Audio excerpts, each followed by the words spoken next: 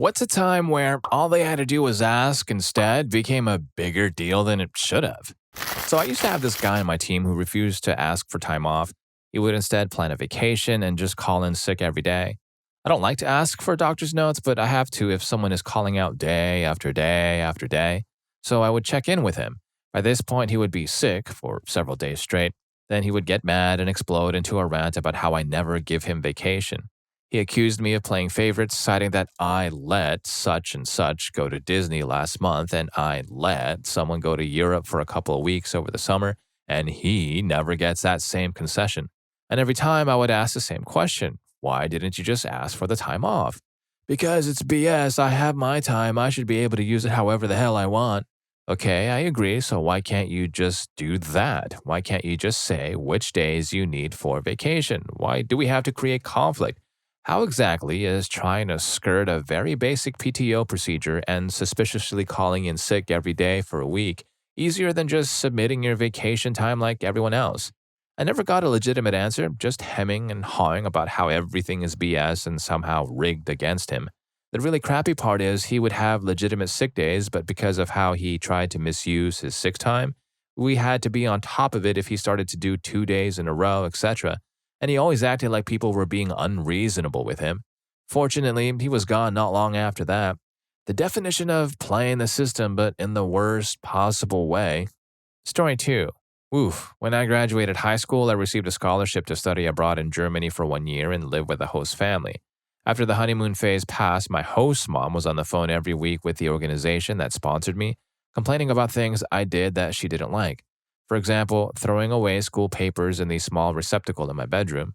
I never put food, trash, or anything other than recyclable paper in the bin, which for the record was already there when I moved in.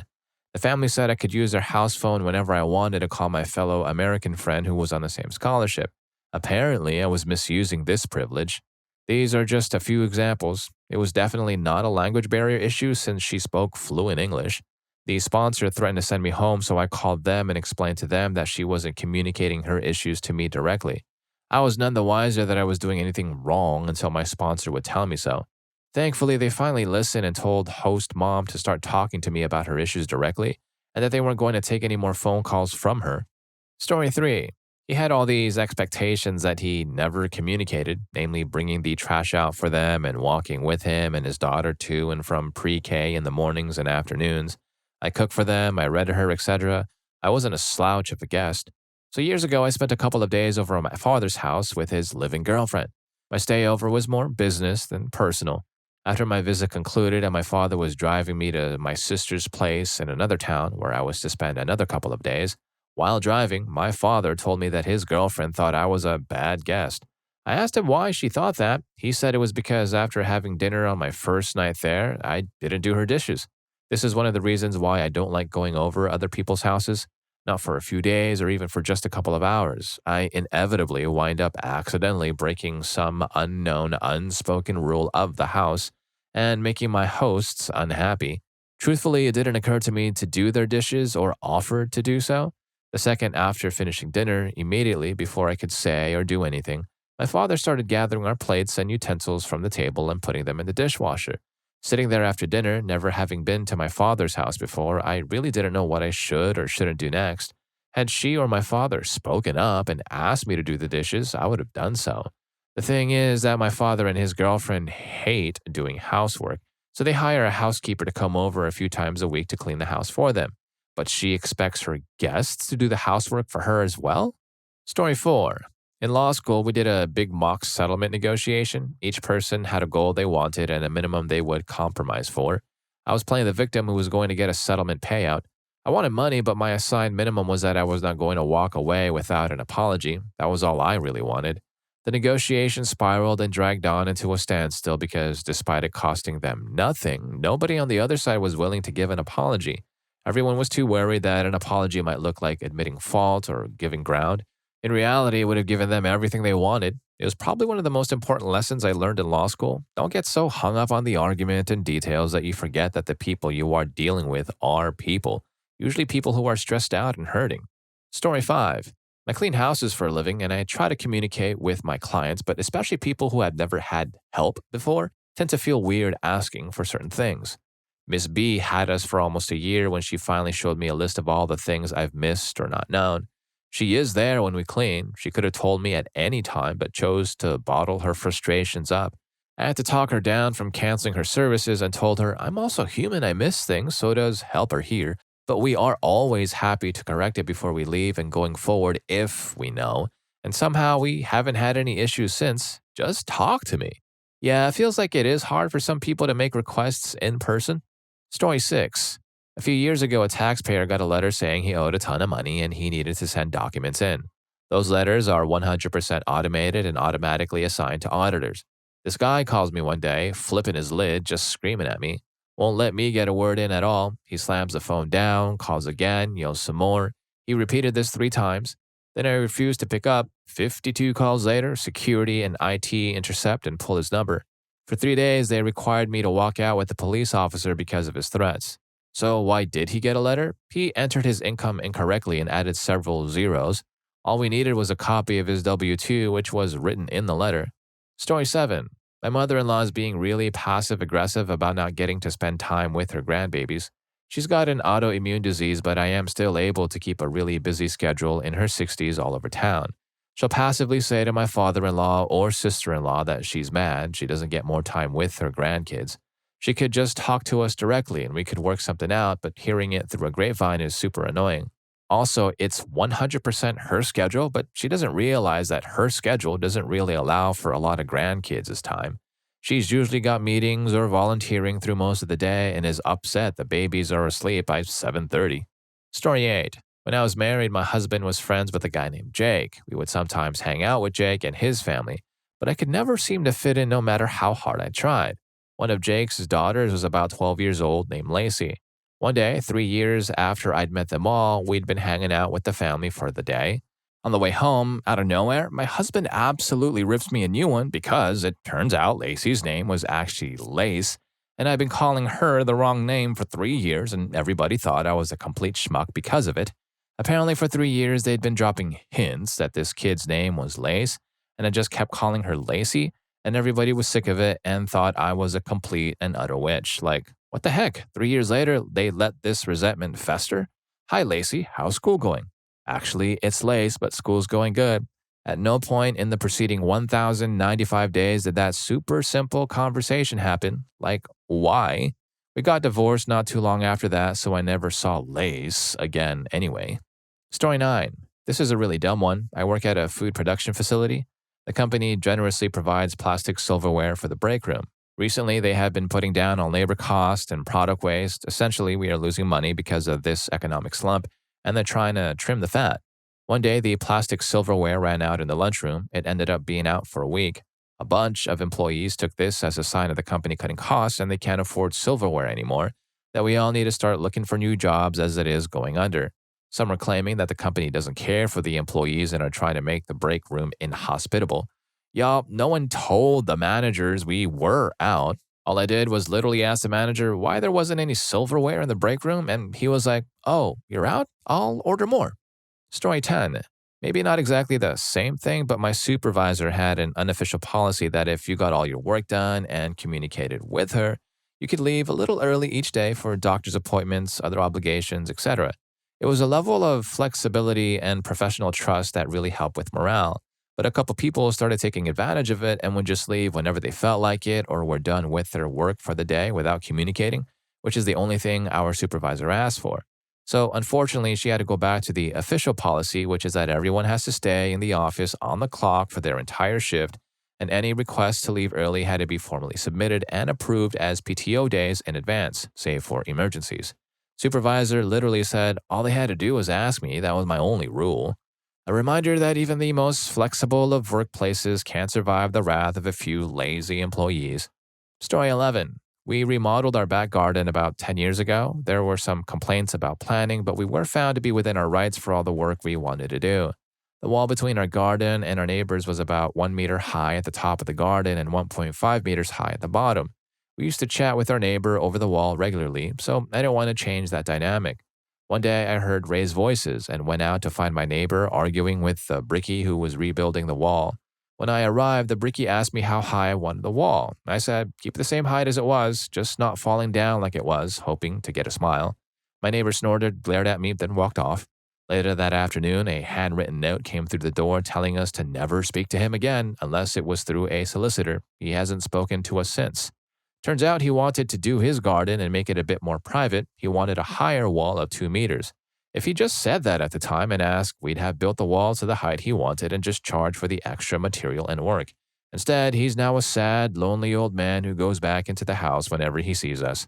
Story 12. I'm a professor. The end of course paper is worth a significant part of the grade. It's a case study with a kind of prescriptive format. While I think I've been clear about my expectations, I'm definitely looking for the information to be organized and presented in a specific way. Through the past few months, we've had a few 0-point deliverables for them to submit outlines and working drafts for comment. About half the class hasn't turned anything in. No big deal, it's not for a grade. It's literally just an opportunity to get some feedback. Up until the week that the papers are due, I'm so eager to provide feedback. I very much feel like I'm willing to help them as much as I can up until it's due. All they need to do is ask. Now that the course is about to close, I'm getting the sense that a few students are starting to panic. The papers are due next week, and I've had a few students reach out asking for me to read their 10-plus page drafts and ask for extensions. I'm for sure not taking time away from my family over the Thanksgiving holiday because you haven't planned ahead. I genuinely don't think I could have made myself any more available over the lead up to the due date. It's due when it's due. If a student didn't take advantage of the past month and they turn in a lemon of a final product, well, tough crap. Story 13. 2 weeks ago, I went to a concert with my friend, Lily, and her friend, Grace.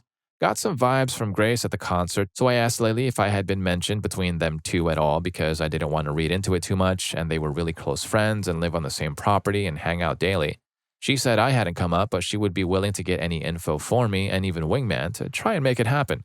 I was like, cool. Grace and I made plans to go through another concert with just the two of us in a couple of days, and I'm sure I'll figure it out then, but I'll let her know. Fast forward a couple of days, and it turns out we did like each other and matched each other's energy completely. We spend the weekend together at my place and wake up Monday to both of us being blocked by Lily. Turns out Lily had a thing for Grace and was trying to rope her into a throuple with her and her husband.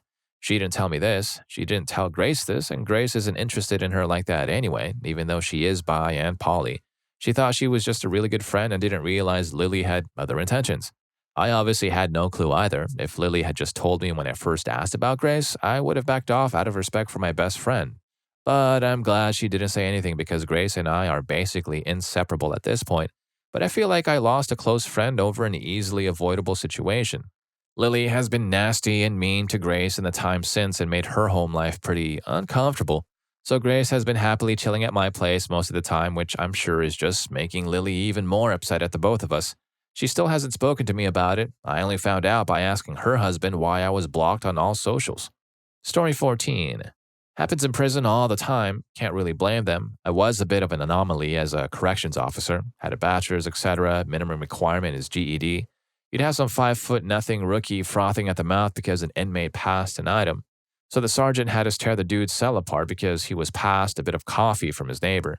It's a mix of not giving a heads up, and technically it is against the rules, but I never bothered with pro-social behavior. I wasn't there to keep them from making their time manageable. I saw the job as keeping them away from the public and from each other. I worked in a living unit and I was very honest about the situation. There's 3 of us and up to 250 of them at any given time.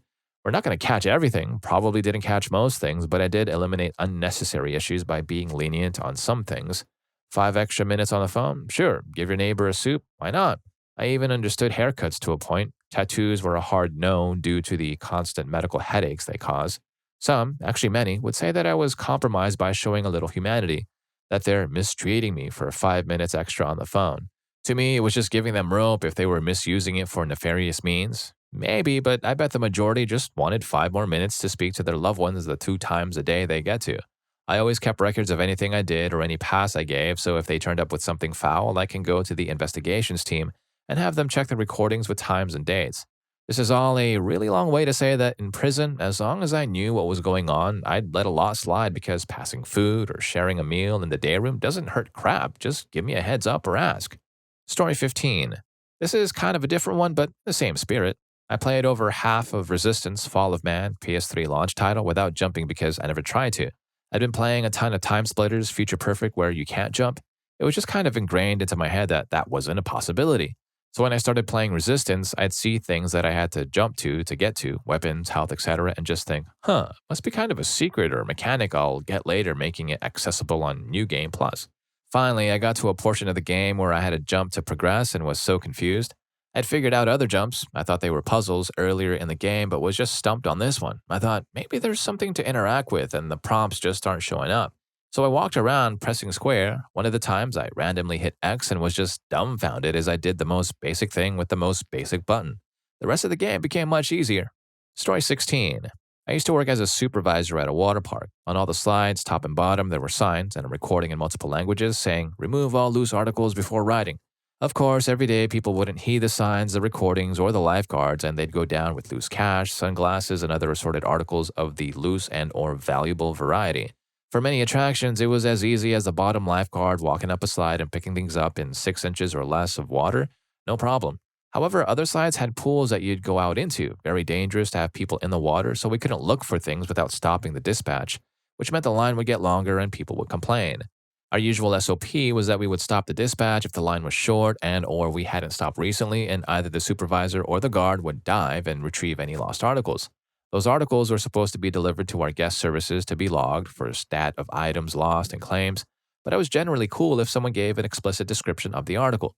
One day, I was at the bottom of a ride with a catch pool monitoring the dispatch, and a guy came down, lost his glasses that were on his head, and he immediately turned around and started diving for them himself. The guard is yelling, I start yelling, we stop dispatch when it's clear he isn't listening and almost gets clobbered twice. This pool had a pretty wicked water current, so the guy had no idea what he was doing and clearly couldn't see them. So he finally came out. He now locks onto me, yelling at him and with the supervisor outfit on, and starts laying it into me about his $300 Ray-Bans that I'd better get for him right now. I let him yell me back a few steps to clear the water and line and resume dispatch, and I explained to him that what he did was incredibly dangerous, and the priority is his safety. Sunglasses are easy to retrieve once he's clear. He wasn't hearing a word, screaming, more screaming, threats and hand gestures and all. Another supervisor had come over to back me up and called security. They arrived and basically told him to shut up or he'd be escorted out. I told him I'd be happy to get his glasses. I just needed him to clear the exit and disengage so that I could get in the water. Nope, still screaming. My manager makes it out from her office, sort of pushes me out of the way and gets his attention, and I get in the water. Unfortunately, his Ray-Bans got extremely scratched up from the bottom of the pool and the lenses were basically ruined. If only he just exited the pool and asked or actually held on to them in the first place. And if you're enjoying the video, learning a thing or two, please don't forget to hit that subscribe and like button for more videos just like this. Story 17. So when I'm laid off for the winter, seasonal work, I do gig work for a company that basically provides designated drivers. You drive to where you want to party, drink, smoke, whatever. We come and drive you home in your car when you're done. Ottawa has a lot of semi-rural, high-income suburbs, and we offer a more personal and classier experience than Uber or a cab, and public transit barely goes to these areas even during rush hour. It's actually a super fun job, and you meet interesting people who drive some incredible cars. So many Porsches, Audis, and Mercedes, even drove an AMG GT. Well, St. Patrick's Day 2024, I was out doing drives, and it was shockingly slow. We sat around for over 2 hours after our first drive and got nothing, so dispatch told us to head home for the night. I drop off my partner and head home. I hop on the major highway that runs through the city, and about 150 meters in front of me, an SUV drifts into a K-rail where there was some construction. Now, if you've ever seen cars hit these concrete barriers at speed, you know that it makes the car hop. The SUV hops, spins out, and smashes into some portable water jug barriers. I got so lucky the people behind me were all paying attention, debris everywhere, and I had to slam on the brakes and come to a stop on a highway where everyone is doing over 100 kilometers per hour. Everyone behind me realized what was happening and was able to stop. We checked on the driver, absolutely hammered. So hammered I originally thought he had an injury. And I was so angry, I waited for the cops, filled out a statement, everything. The cop was blown away when I told her what I was coming from doing. They know us and what we do and are generally very appreciative of what we do. All this dude had to do was freaking call me, like literally, we were doing nothing. We could have been anywhere in Ottawa in 20 minutes, but no, he didn't. He could have harmed someone and he did almost end himself and now had a whole whack of charges against him and I will have to show up for court. Even if he was broke, the boss would have sent us out anyways and would have just dealt with the dude later in the week when he was sober. We are a flexible company like that and the boss would have made sure we got paid even if he didn't. All this guy had to do was ask.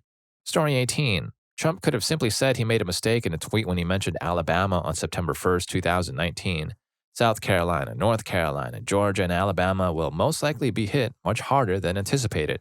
There was no storm threat to Alabama. It was insignificant, but he refused to ask for little forgiveness for such a minor mistake. The above tweet was refuted within 20 minutes by a tweet by a National Weather Service office in Alabama. Later that day, on September 1st, Trump doubled down with reporters that the hurricane was a potential threat to Alabama. As of that morning when he tweeted, Alabama instead experienced no ill effects of the storm that had moved northeast to Georgia. There was no model even the day before the tweet that predicted an Alabama track. September 2nd, he criticized one of the reporters for fact-checking him and called the fact-checking phony. From the Oval Office, on September 4th, he had an official National Weather Service map from the days leading up to the storm making landfall. It had been altered by hand to look like the hurricane was going to threaten Alabama. It had been altered with a black Sharpie. Trump was known for using Sharpies on the campaign trail and during his presidency. Note, this Oval Office video was days after the hurricane and served no other purpose but to try to support his claim that he was right. Then, Trump had NOAA release a statement on the 6th about tropical storm winds in Alabama, which meteorologists immediately panned and refuted. Then NOAA partially took it back in another statement. Then the Trump administration, Wilbur Ross, reportedly called and threatened the head of NOAA with staff firings. It's bizarre. All he had to do was say he mistweeted. Simple, but his ego can't let him ever acknowledge even the slightest fault. He was a laughingstock for making something big and memorable out of something so trivial. I'm glad it wasn't a serious enough storm threat that Trump would nuke the hurricane. Story 19. Previous housemates accused my husband of mistreating one of them. I think it's a load of bull considering they were very obviously clashing personalities along with how they handled everything in general.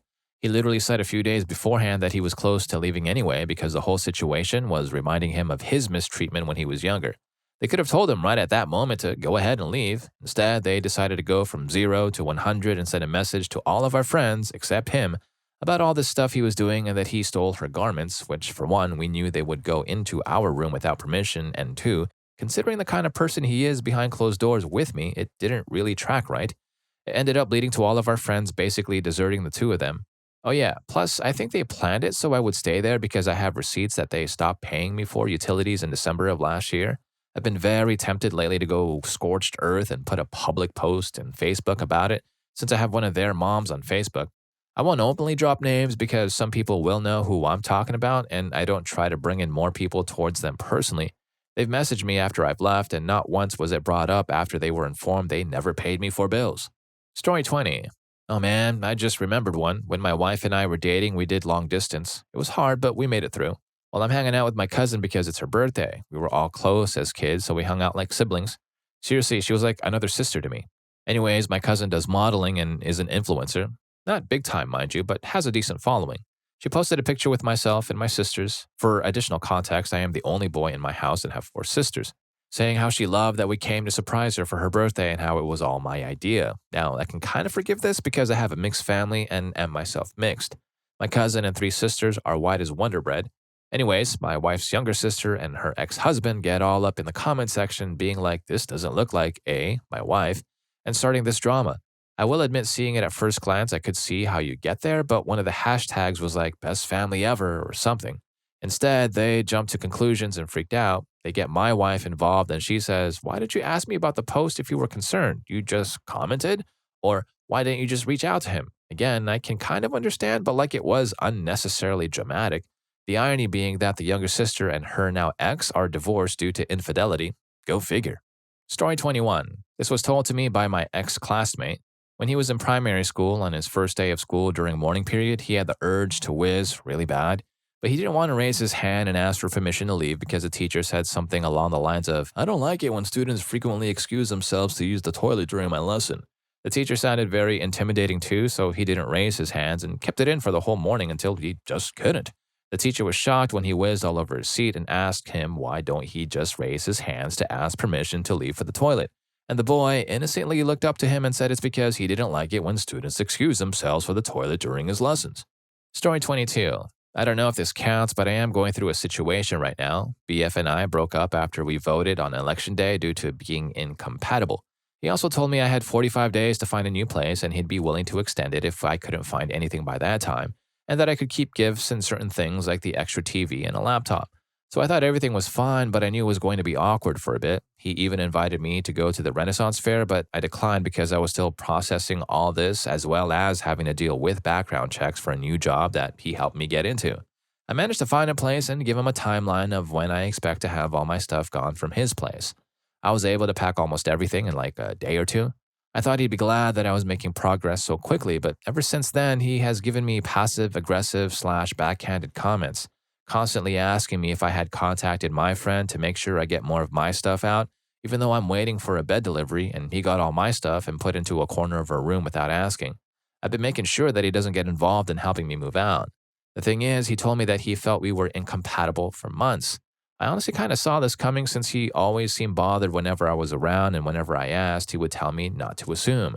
I wish he had broken up with me sooner or communicated to me that whatever I was doing wrong was a deal breaker for him, but they came off as snide remarks or unserious jokes. And now I'm dealing with the contempt and resentment because of months of him stewing. I'm just trying to keep it together and not show him how much this all hurts me, keep it amicable, and make this as easy for the both of us. Now, if you'll excuse me, I plan on being single for the next 5 years. Story 23. So I work in a hospital and I had a patient admitted after falling and fracturing something.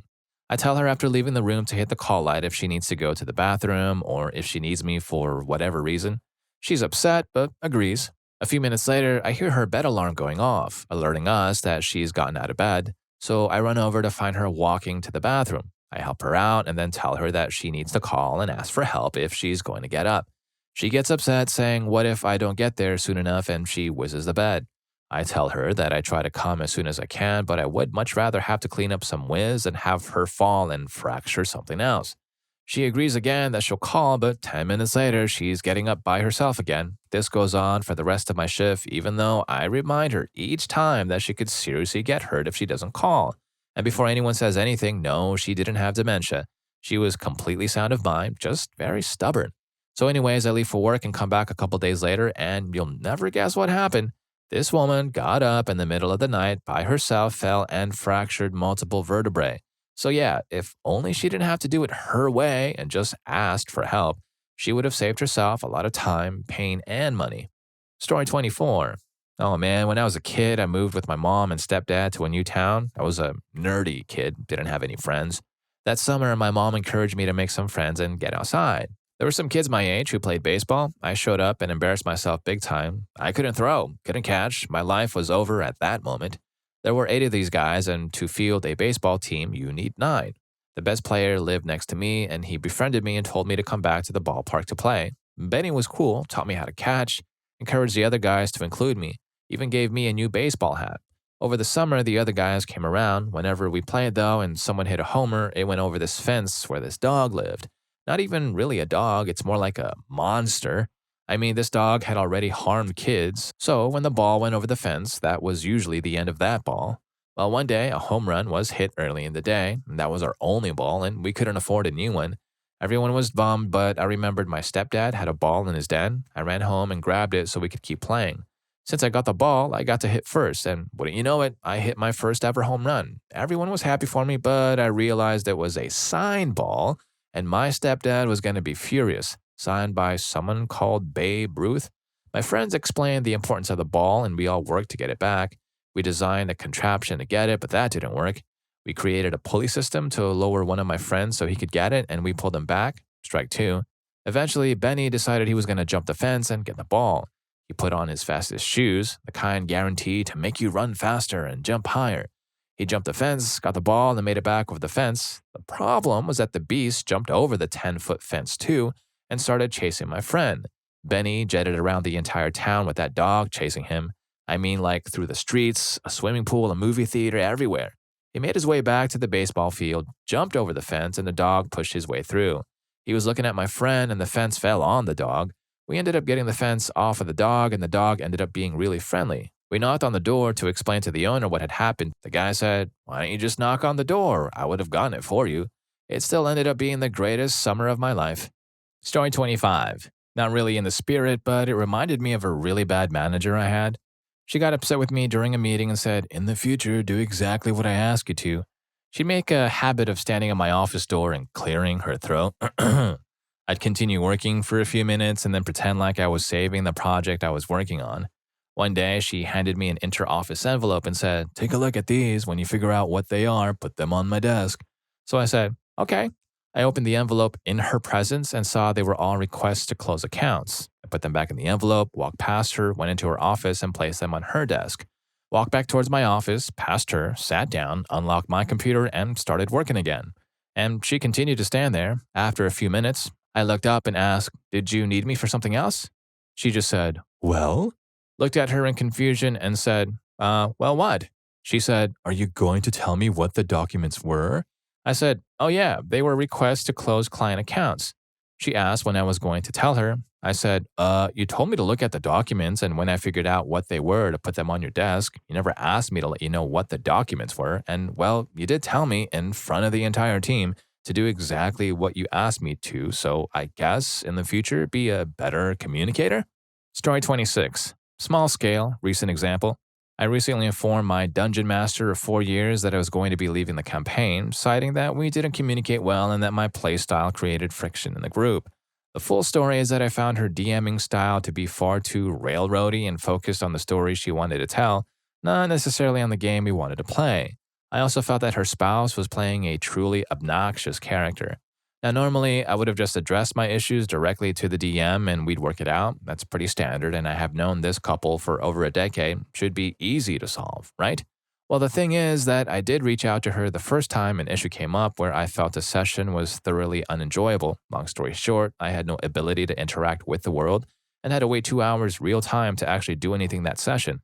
Because we all play remotely, I messaged her over Discord and laid out my concerns and hoped we could discuss it. The result was essentially a panic attack where she went radio silent on me and put the campaign on hold for weeks. All this did was tell me that bringing up table issues would not result in a conversation.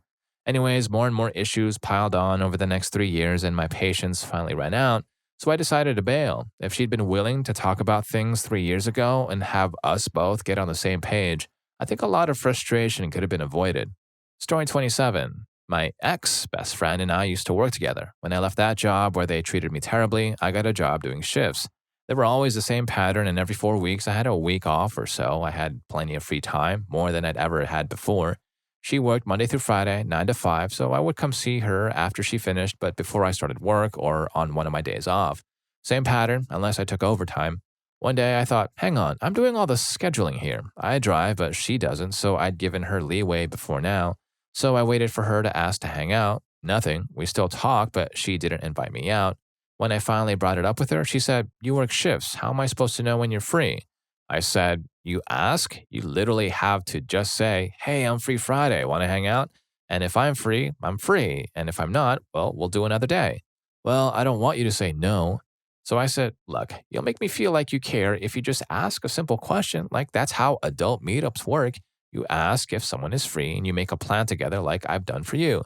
And the conversation just devolved. It hit me that she didn't give a crap because if she did, she would ask a simple question and make me feel like she cared instead of me organizing everything and running around after her. Best friend of almost 5 years down the drain because she just wouldn't ask. Story 28. I do contract work for various companies. One of the companies wanted the server I installed to have a static IP address on their network so that they could always access it through that specific IP address. I did it exactly how they specified, and that was by having the device assert its own static IP address.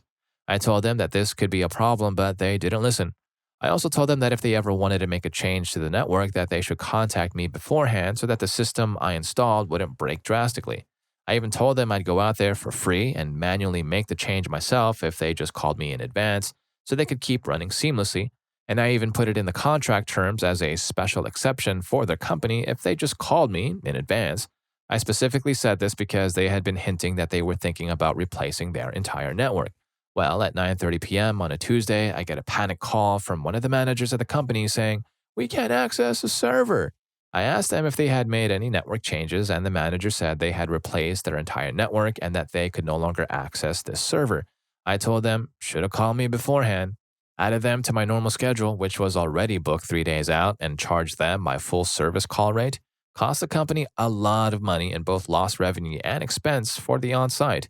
And if you learned a thing or two from these stories, here's more for you. YouTube thinks you're going to love this. I'll catch you in that video.